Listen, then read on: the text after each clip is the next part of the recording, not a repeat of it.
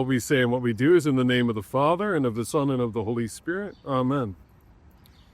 Standing here outside the Cloister Museum in New York, we are on holy ground. Many pieces of this monastery are indeed authentic pieces back to the medieval era and back even to the edge of the Renaissance. And it begs the question of the role of monasticism that is largely forgotten in our secularist age.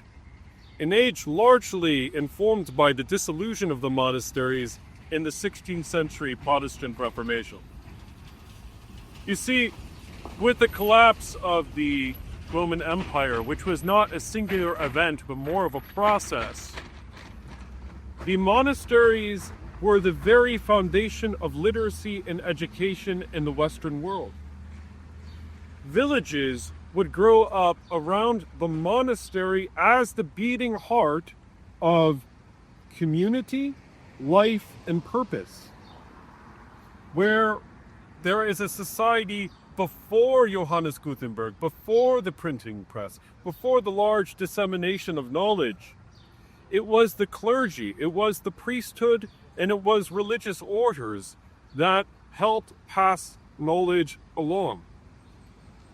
And for all the grumbling of the rationalists and of the Enlightenment, these monasteries are the very foundation out of which the Western world would develop eventually the university system. It was the monastic systems that would give rise through cathedral schools. That was my master's thesis, actually, at Fordham University, to universities such as the University of Paris that would develop forms of thought, scholasticism, figures like Saint Thomas Aquinas, who arrived at questions of faith and reason that are still instrumental in our culture today.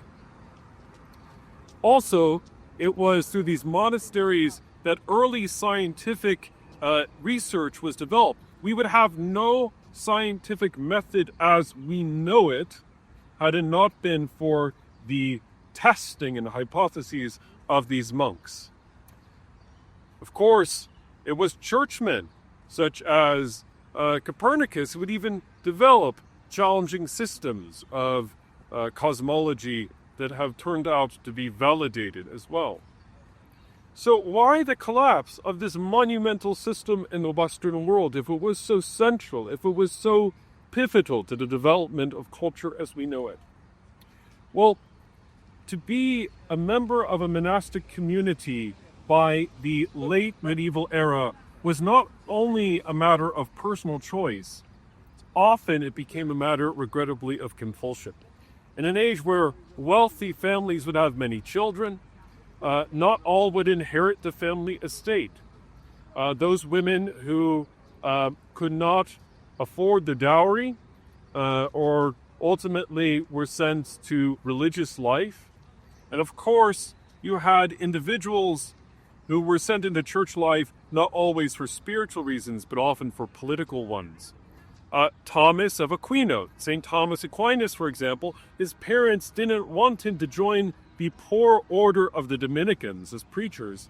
They wanted him to be a rich and wealthy and politically influential abbot of a monastery.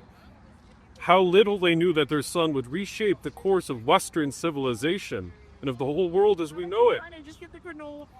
Ultimately, it was this system, one might say, of compulsion or manipulation that would lead the 16th century Protestant reformers such as Martin Luther, Ulrich Zwingli, and John Calvin to ultimately do away with the monastery as the central role of spreading the gospel in their cultural context.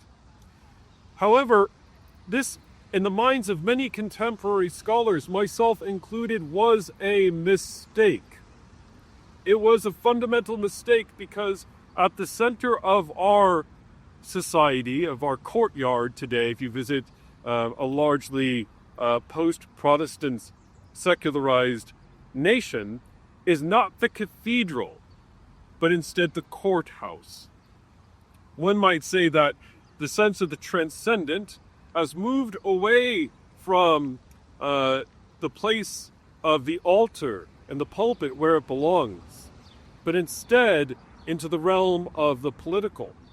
And we see this today in the way people idolatrously place their total weight into a party rather than into the hands of the Almighty God, the Father, the Son, and the Holy Spirit.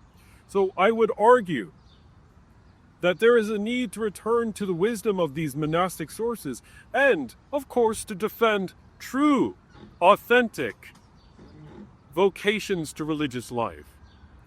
This occurs not only within Rome, and of course within Orthodoxy, but within my own evangelical Lutheran Church in America. We do have a Lutheran order of Franciscans. There are Anglican holy orders as well for monastic life. And for those of us like myself who, like Luther, are called to married life and to pastoral ministry as a priest, there is a need to take the lessons, the patterns of the prayer life of these monastics into our homes. The divine office or liturgy of the hours is accessible to all Christians. For example, the Anglican tradition beautifully has the Book of Common Prayer, which imitates the rhythm of prayer found within the monastic system, regrettably removed during the days of Henry VIII, Thomas Cranmer, and Thomas Cromwell. May the memory of these holy monastics encourage us in our own Christian walk. May their prayers edify us as we walk as members of the communion of saints. In the name of the Father, and of the Son, and of the Holy Spirit. Amen.